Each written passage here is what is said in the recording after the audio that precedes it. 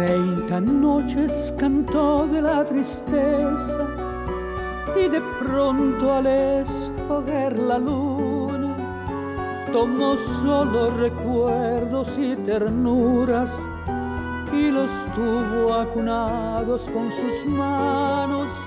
30 días cantó odio y rencores y agotado por deseos en el río, en su mente volvió a llamarte amor y a encontrarle en el fondo su sentido. Y me hablaba de esa piel tuya de miel, semejante a corceles del ocaso, y me hablaba de los pasos tuyos leves, cual si fuesen de algodón sobre la nieve. 30 días cantó de tu recuerdo y más leve por algún oblio sutil y más fuerte por tanta juventud.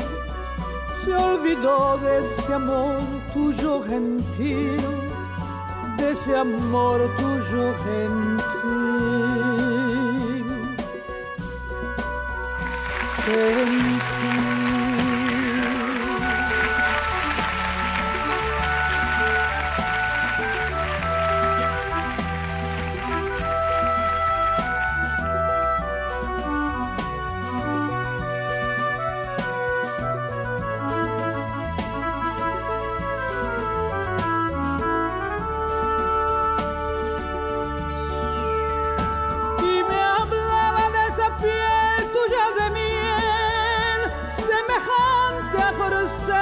Del ocaso, y me hablaba de los pasos tuyos leves, cual si fuese de algodón sobre la nieve. 30 días cantó de tu recuerdo y a más leve por algún oblio sutil y más fuerte por tanta juventud.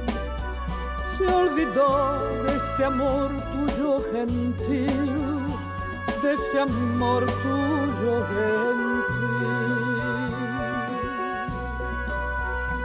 gentil.